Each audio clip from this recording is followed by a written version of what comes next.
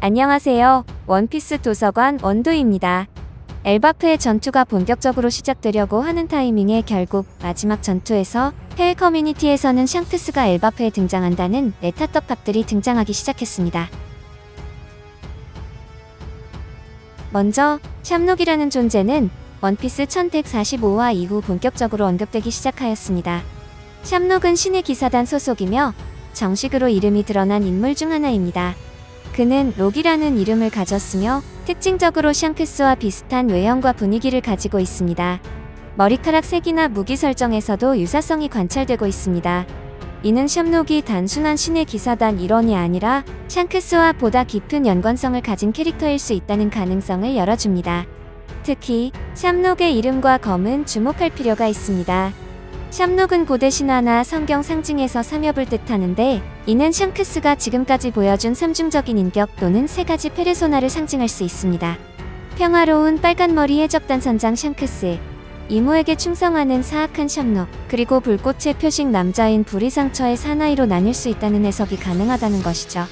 특히 흥미로운 부분은 록스타의 존재입니다.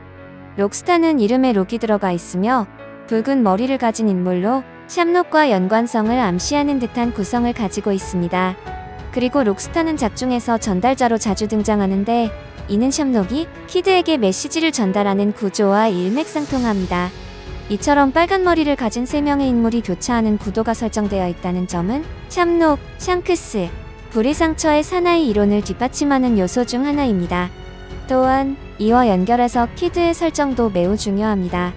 키드는 샹크스처럼 왼팔을 잃었고 후에 기계팔로 대체하였습니다.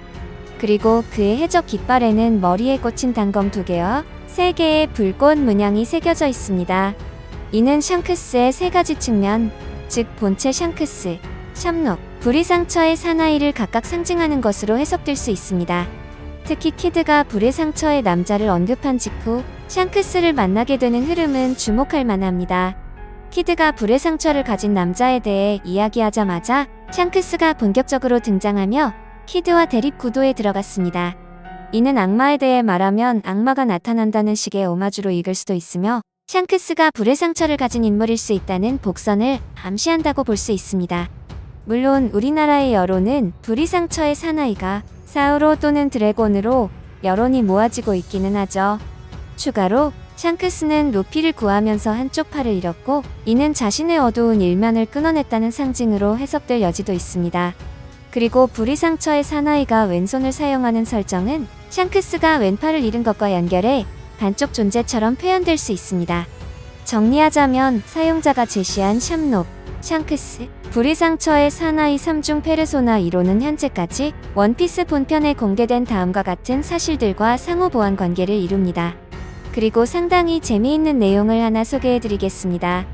현재 해외 커뮤니티에서 샹크스와 천룡인에 대해서 굉장히 중요한 내용이 공개되었습니다. 샹크스의 왼팔에 관한 내용까지도 포함이 되어 있는데요.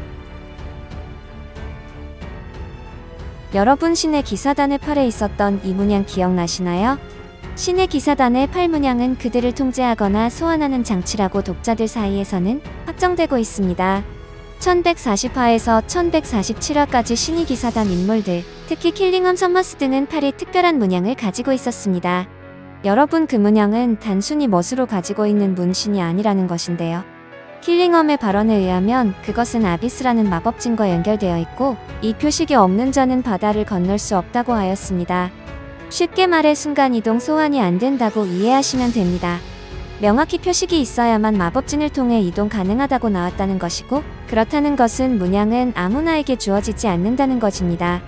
문양을 받아야만 신의 기사단처럼 부활하거나 전장에 소환될 수 있다고 우리는 예측이 가능하죠.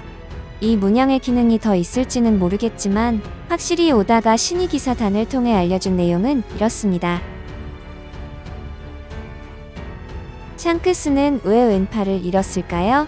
단순히 루피를 구하기 위해서일까요? 이번 내용은 정말 소름돋는 이야기입니다. 샹크스는 피가랜드 가문으로 밝혀졌고, 샹크스 역시 신의 기사단과 같이 왼팔에 세계 정부의 통제를 받는 마법진 문양이 있었을 확률이 매우 높았을 것입니다. 지금부터 이야기는 이 확률 높은 조건에서 시작된다는 것입니다. 샹크스는 피가랜드 가문의 혈통입니다. 태생적으로 천룡인, 그리고 왕족이었지요. 세계 정부는 이런 인물들을 통제하기 위해 특수한 문양을 문신처럼 새겨놓았습니다. 이 문양이 바로 최근 신의 기사단 멤버들 몸에 보이는 마법 소환진 문양과 같은 형태일 가능성이 제시되고 있습니다.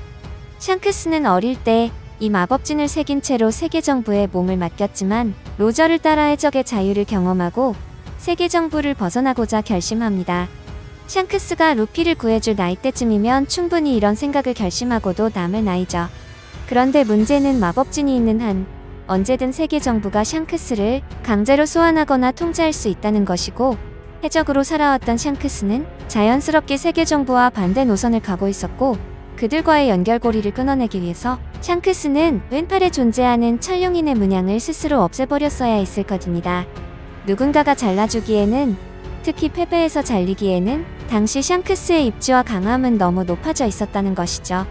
하지만 이 팔을 미래에 주고 왔다는 명분과 그림은 너무나도 아름답고 붉은 머리 해적단의 리더이자 차기 상황에 걸맞는 행위라는 것이죠. 샹크스는 자신의 한쪽 팔과 함께 천룡인의 문양을 스스로 버리는 도박을 합니다. 그냥 도망치는 것이 아니라 왼팔을 루피를 구하는 명목으로 자연스럽게 잃어버림으로써 세계 정부의 통제 마법진을 제거한 것입니다. 이 가설을 뒷받침하는 근거는 다음과 같습니다. 1140화에서 신의 기사단 일부가 마법진 문양을 공개했고, 샹크스는 루피를 구할 때 굳이 왼팔을 희생하는 극단적 선택을 했고, 심지어 팔이 잘린 후 가볍게 패기로 그네의 주인을 돌려보냈습니다. 결국 우리가 바라보는 곳은 불의 상처의 사나이의 역할이고, 불의 상처 남자는 단순히 정보를 전달하는 것에 그치지 않을 것입니다. 그는 다음과 같은 중요한 역할을 하게 될 것입니다. 루피 일행에게 라프텔로 가기 위한 최종 단서를 제공할 것입니다. 물론 루피뿐만 아니라 원피스를 노리는 모든 사람에게 해당되겠죠. 그리고 이런 상황들은 세계 정부를 무너뜨리기 위한 거대한 전투를 준비시키는 촉매가 됩니다. 그는 역사의 목격자이자 진실의 전령 같은 존재로서 루피와 전 세계를 거대한 전쟁으로 이끌게 될 것입니다. 결국 원피스에서 어떠한 결과물이 나오기까지 항상 거대한 전쟁은 필수로 일어났죠. 세계 정부는 불의 상처 사나이를 반드시 제거하려 할 것입니다. 이 과정에서 신의 기사단이 직접 움직이게 될 가능성이 높습니다. 불의 상처 남자는 밀짚 모자 해적단과 접촉하기 전 신의 기사단에게 쫓기는 전개가 펼쳐질 가능성 역시 배제할 수 없습니다. 정보력에서 세계 정부 역시 밀짚 모자 일행보다 앞서면 앞섰지 뒤처지지는 않을 것이니까요. 루피 일행이 그를 구출하거나 마지막 순간 그의 유지를 이어받아 진실을 알게 되는 식으로 진행될 가능성이 제일 높습니다. 특히 가장 기대하고 있는 부분은 샹크스가 만약 이모와 연관된 어두운 진실을 알고 있다면 불의 상처의 사나이와 샹크스 사이에도 불가피한 충돌이 발생할 수 있다는 점인데요. 다음 영상에서는 조금 더 재미있는 주제로 찾아뵙겠습니다. 감사합니다.